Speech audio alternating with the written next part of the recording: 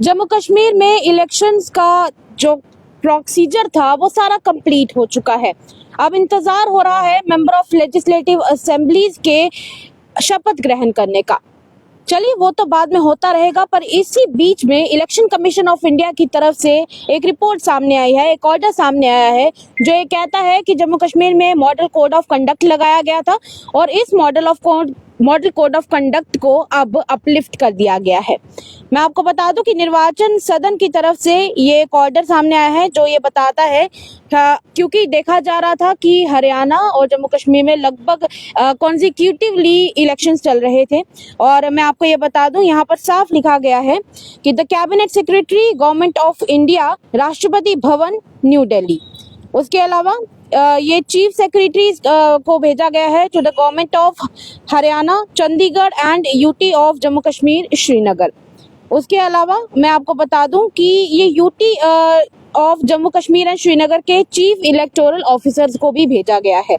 और ये कहता है कि lifting of the model code of conduct general elections to legislative assembly of the state of Haryana and the UT of Jammu and Kashmir 2024। इसके हिसाब से यहाँ पर कहा जा रहा है कि I am directed to state that the provisions of the model code of conduct are enforced from the date of announcement of election, यानी कि इलेक्शंस के अनाउंसमेंट के समय से जो मॉडल कोड ऑफ कंडक्ट लगाया गया था, जो कि इलेक्शन कमीशन ऑफ इंडिया की तरफ से शेड्यूल किया गया था और उसकी तारीख डिसाइड की गई थी। अब क्योंकि इलेक्शंस का प्रोसेस कंप्लीट हो चुका है तो उसके बाद अब यहाँ से मॉडल कोड ऑफ कंडक्ट हटा दिया जाता है।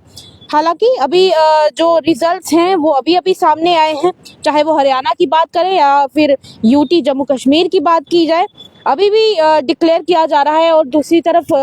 अभी भी जो शपथ ग्रहण की सेरेमनी है वो अभी भी नहीं हुई है, और जितने भी मेंबर ऑफ लेजिस्लेटिव असेंबली चुने गए हैं उन्होंने अभी शपथ ग्रहण नहीं की है, तो उसको देखते हुए अभी भी इंतजार हो रहा है। पर फिर भी मॉडल कोड ऑफ कंडक्ट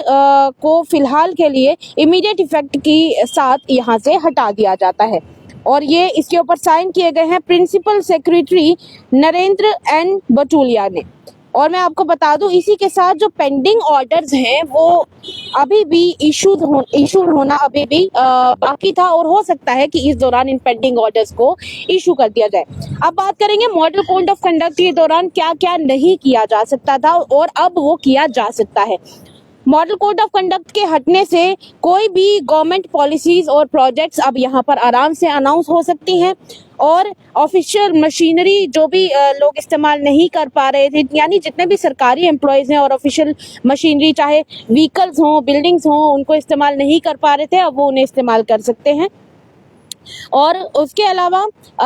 यहाँ पे सेंसिटिव एरियाज में कैंपेनिंग भी की जा सकती है। उसके अलावा मैं आपको ये बता दूं कि इस दौरान किसी भी वोटर्स को इन्फ्लुएंस नहीं किया जा सकता था। जब भी कभी मॉडल कोड ऑफ कंडक्ट लगाया जाता है तो अब आप आराम से किसी से भी मिल सकते हैं। और पॉलिसीज के इम्प्लीमेंटेशन की बात करूं तो इस दौरान पॉलिसीज को भी इम्प्लीमेंट किया जा सकता है, और इस दौरान किसी के भी रिलीजियस सेंटिमेंट्स के साथ आप मॉडल कोड ऑफ कंडक्ट के दौरान नहीं खेल सकते थे। तो इस दौरान यह है कि आप आराम से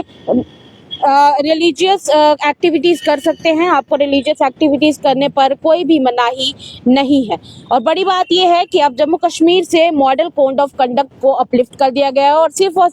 जम्मू कश्मीर से नहीं बल्कि हरियाणा से भी अपलिफ्ट कर दिया गया है। इंतजार किया जा रहा है कि अब ये मेंबर ऑफ लेजिस्लेटिव असेंबली कब अपनी शपथ ग्रहण करेंगे, जम्मू कश्मीर का नया डिप्टी सीएम कौन बनेगा और जम्मू कश्मीर का नया सीएम कौन बनेगा। हालांकि सब जानते हैं कि डॉक्टर फारूक अब्दुल्ला, जो कि जम्मू कश्मीर नेशनल कॉन्फ्रेंस के अध्यक्ष हैं, उन्होंने अपनी तरफ से स्टेटमेंट देते हुए साफ तौर पर कहा है कि हम चाहते हैं कि अब उमर अब्दुल्ला ही इस कुर्सी पर बैठे, और यही उनकी तरफ से प्लान भी किया जा रहा है कि उमर अब्दुल्ला को इस सीट के ऊपर बिठाया जाए, यानी जम्मू कश्मीर के चीफ मिनिस्टर का ताज उनके सर पर रखा जाए। हालांकि डिप्टी सीएम को लेकर कई तरह के नाम अभी भी सामने आ रहे हैं और डिस्कशंस चल रही है। दूसरी तरफ मैं बात करूंगी उन 5 लोगों के नामांकन के बारे में जिनको अभी भी नामांकित करना बाकी है। अभी कहा जा रहा है कि कई लोगों के नाम सामने आ रहे हैं, जिसमें एक नाम उसमें जम्मू कश्मीर